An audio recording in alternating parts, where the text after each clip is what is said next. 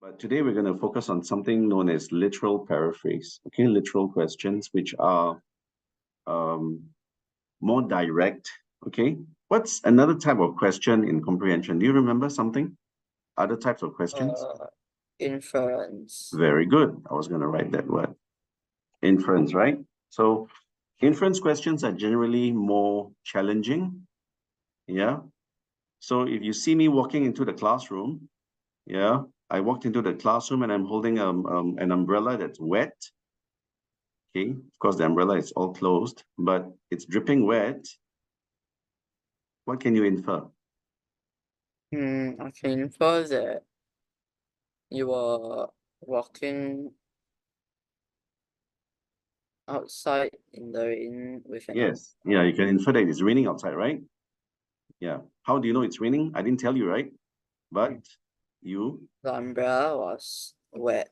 yes. So from the wet umbrella, you are able to make an inference that it is raining, right? So that is the inference. Good. So this is inference questions, and inference is, like I said, a bit more challenging type of questions as compared to literal questions. Okay, literal questions or literal paraphrase questions are actually more direct and easier. Okay, so answer all the questions, type all answers in the given spaces. Let's see how that goes. Let's move on. Okay, let me clear everything on this page. You know the rules, so I won't go through them. Let's keep going.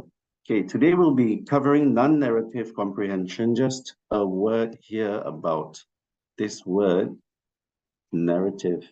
Oh man, I chose the highlighter and I got the pen. What is a narrative, Jared? Narrator is the person that tells the story. Okay, so when we say it's a non-narrative, what does it mean? The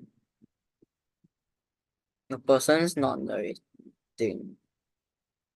A non-narrative, take it as a whole, okay? Non-narrative comprehension. So the passage is a story or not? It's not a story. Yes, very good. It's not a story. So if it's not a story, what is it? It's a non-narrative, right? So what do you expect? What can you guess what type of passage it's about? Article. Good. It could be some sort of article about what, Jared?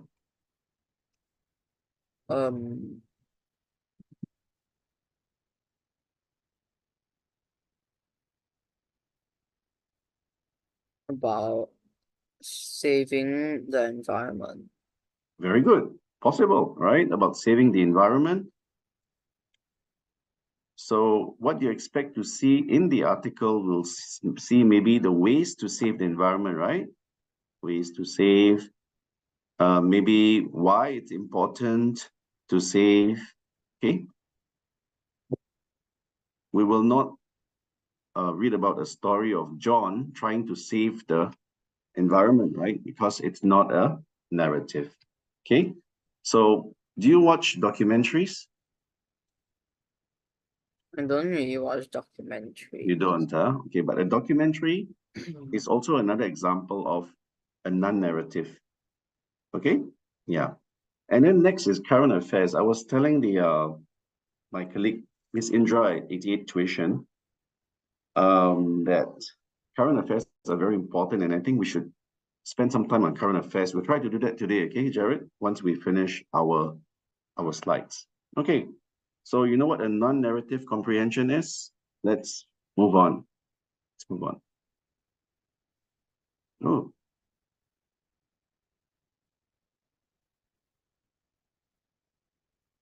Okay.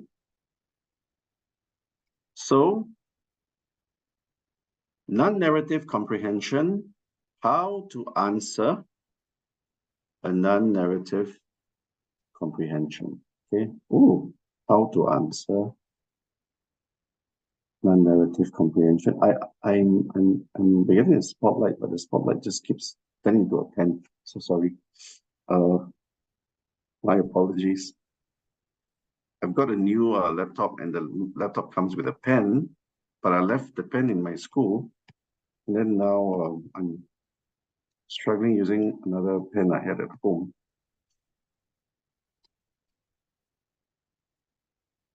Please bear with me.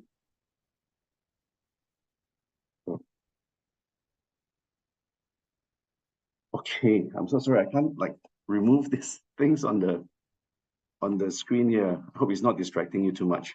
Okay, the question is direct. Question is direct. Okay. So identify the information from the non-narrative. That's what you have to do, all right, Jared? Just identify the information, but you have to rephrase. So do not just copy and what? Copy and paste. Yes, do not just copy and paste. You have to actually rephrase it. Okay, now the questions may begin with the 5 W's, 1 H question word. So who, what, where, when, whose, and how. I think there's a why as well. Huh? It's not a who's. It's who is who and who's is the same. And then we come with further instructions like answer in your own words. Now that's very important. Or explain fully in your own words. Okay, but basically you've got to use your own words and not from the passage. Cool? Clear, Jared? Good boy. Okay, moving on. Non-narrative comprehension, how to answer literal paraphrase type of question. So there are two common ways of paraphrasing. Okay, to paraphrase means to sort of change the wording to make it different from the original. Okay, that's what paraphrasing means. Okay, so one way is by using synonyms. And what are synonyms? Basically, words that are similar in meaning. Okay, and then there are antonyms. You can also use antonyms, which are words that are opposite in meaning. Okay, so that is going to be today's focus. All right, Jared? Now, Jared, can you give me some examples of synonyms and antonyms? Hmm.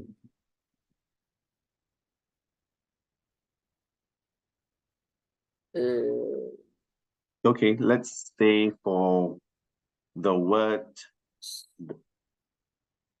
small. Can you give me a synonym for small? Hmm. Synonym? So something that means the same. Again? Tiny. Very good. Tiny. Yeah. How about big? Synonym? Large. Very good. And where are the antonyms here? They are here, right? Big and small. These are antonyms. Tiny and large are also antonyms, right? So that is how you can paraphrase by using synonyms and antonyms. Later we'll practice, okay? All right, another common way that you can paraphrase is by changing the sentence structure, okay? From passive to active voice. I think you've done a lot of this sort of practice at PSLE, right? So example, can you read this for me, please? The boy was recognized by a teacher. Uh-huh. The teacher recognized the boy. Okay, so in this case, what happened is we have paraphrased it from passive voice to active voice. Okay, so we switch around the subject. Here, the subject was, oops, excuse me. Here, the subject was the boy, but here the subject is the teacher. So we have paraphrased it. Another way is by moving phrases and clauses from front to back of the sentence and vice versa. Okay, can you read this first example here, Jared? Excluding any unfortunate incidents, we will arrive at the camp soon. Okay, and the next one. We will arrive at the camp soon, excluding any mishaps. What do you notice has changed, Jared? Unfortunate incidents changed to mishaps. Yes. So the word incidents and mishaps are what? What do we call them? Synonyms. Beautiful. Good job, man. They are synonyms. Okay. And then oh my God, names. And the other thing that we have done is actually moved the back clause to the front. Okay. And the front clause to the back. So there are two things that were done here. Okay, not just moving the phrases and clauses, but we've also used synonyms. Okay, so far so good. Okay, later you might have to do this yourself. Okay, I mean, you definitely will have to do this yourself. Okay, first practice teaching example 1. Paraphrase the words in bold. There are traditional ideas, first one, discussed by the writer of this book. There are traditional ideas discussed by the writer of this book. So can you paraphrase the word in bold? Traditional, what can we paraphrase that word for? It's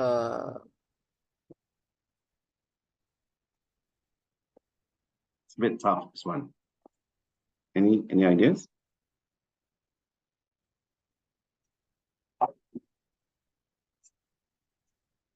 Yeah.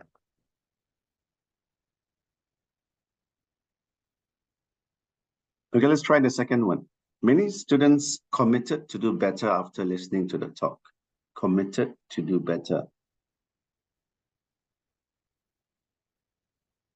Many students strive. Okay, strive. To do better. Good try. Strive to do better. Whoa, okay. Okay, another word for traditional, we can use this word. Cultural. Okay. Cultural. And then committed, yes, we can use that word you used, strived. Okay. So after the talk, they strive to do better. Excellent. Good job. Okay, let's move on. Example 2, paraphrase the words in bold. Okay, these are antonyms.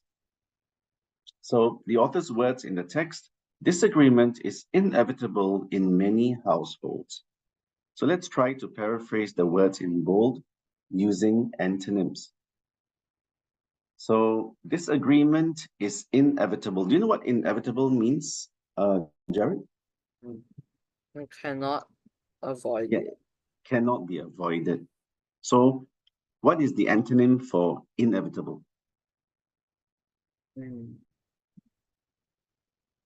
Can be avoidable.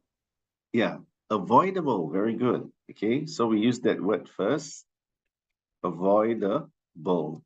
Okay, so now can you form the sentence using the word avoidable?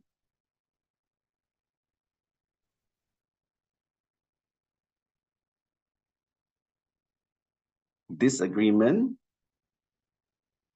Disagreement is avoidable in many households. Yes, disagreement is avoidable in many households. Good. So you get the hang of it now.